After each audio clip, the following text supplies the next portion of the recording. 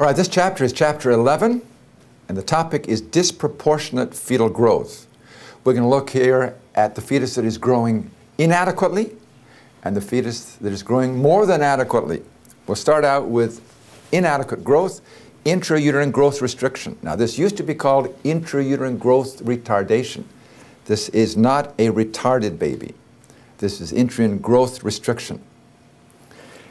Definition: fetus with estimated fetal weight less than 10 percentile for gestational age. This is not entirely clear whether you should use 10 percentile, whether you should use 5 percentile. Birth weight less than 2,500 grams, 5 pounds, 8 ounces. That's pretty standard. But do you use 5 or 10 percentile? What is interesting is most of these babies are constitutionally small. Now, constitutionally means that that's what their genetics designed. Example: small mama, small papa, small baby. That's what you'd expect. I'll show you some data on this in just a moment. It is really important in identifying the presence of IUGR to have early dating, because you have to have a reference point. Maybe this is just a baby appropriate for size, but isn't as far along as you thought it was. The best dating is based upon early ultrasound unless the date of conception is known. If you had in vitro fertilization, if you had ovulation induction, then of course that's going to be precise. We already talked about this previously. Don't change the gestational age based upon a late sonogram. Use the earliest sonogram for dating. Etiology of IUGR. There is fetal causes, aneuploidy, and we've talked about this already. If you have trisomy 21, trisomy 18, trisomy 13, Turner syndrome, these are all short stature, small. Intrauterine infection, toxoplasmosis, rubella, cytomegalovirus, herpes. If this is an early infection, it decreases the ability of this baby to grow. And then structural anomalies, congenital heart disease, neural tube defects, ventral wall defects. This is typically going to be what we call symmetric IUGR if it is a fetal cause. These babies have decreased potential for growth. Even if you feed them a lot, they won't grow anymore because their potential is limited. Then there are placental causes: infarction of the placenta, abruption of the placenta, twin-twin transfusion syndrome, where you have the donor baby, filamentous cord insertion. There is inadequate blood supply. This is typically going to be asymmetric IUGR. We'll talk about that in just a moment. Then we have maternal causes. This is mediated through the placenta and the blood vessels. Hypertension, maybe chronic hypertension, it may be preeclampsia, malnutrition of the mother, tobacco usage, alcohol abuse, street drugs. Typically, this is going to be asymmetric IUGR. So we have symmetric and asymmetric IUGR. Symmetric IUGR is where all the ultrasound parameters are smaller than expected. The head circumference, the biparietal diameter, the abdominal circumference, the femur length are all smaller.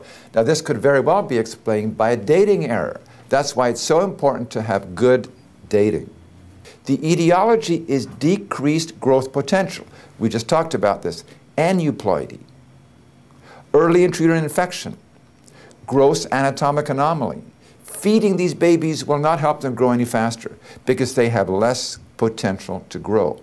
And this workup obviously should then look for anatomic abnormalities with a detailed ultrasound, maybe do an amniocentesis looking for aneuploidy karyotype, and assess for fetal infections. Typically on these patients, placentation and blood supply is not a problem. They will have normal NSTs, they'll have normal amniotic fluid indices, they'll have normal biophysical profile. Asymmetric IUGR is different. On ultrasound, there is head sparing, which means that the biparietal diameter of the head circumference often is normal or close to normal, but the abdomen is significantly smaller. In this situation, the etiology is probably decreased placental perfusion due to a variety of reasons. It may be chronic maternal disease, such as hypertension, chronic, preeclampsia, long-standing type 1 diabetes with small vessel disease, systemic lupus erythematosus, cardiovascular disease. Or it could be because of an abnormal placenta, a circumvalent placenta, an infarcted placenta, a filamentous cord insertion. All of these can decrease the amount of oxygen, nutrition, which is coming through to the baby. In this case, amniotic fluid index may be decreased. And this is something we want to look for. Monitoring serial ultrasounds to see if the baby is falling off the growth curve. NST, AFI, biophysical profile, and uniquely asymmetric IUGR, we can monitor the baby with umbilical artery Doppler, looking for the diastolic flow. Okay, this cartoon here demonstrates in a more visual fashion the difference between the asymmetric and the symmetric IUGR. This represents the size of the head of a normal fetus. This is the abdomen of a normal fetus. With asymmetric IUGR, the head is normal, the abdomen is small. Now, what determines the size of the head? What organ? The brain. What determines the size of the abdomen? It's the liver.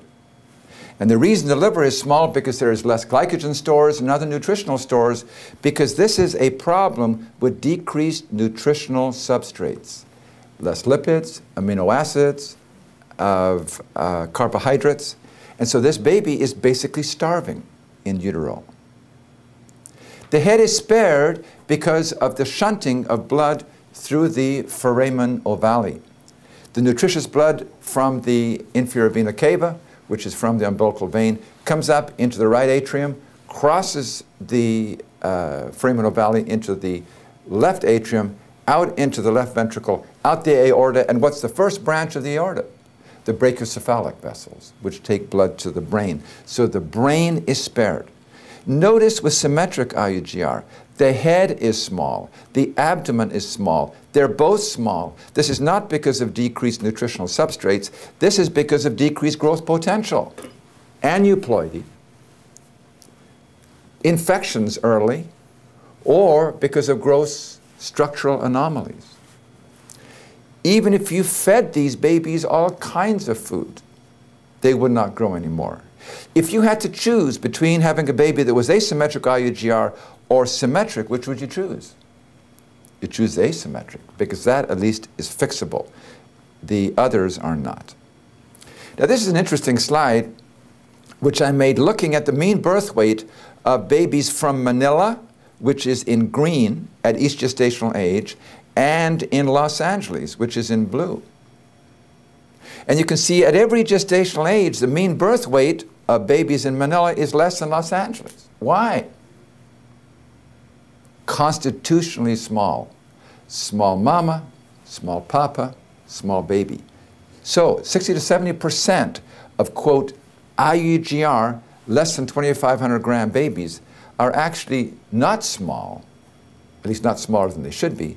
They're just right. And that's the end of intrauterine growth restriction.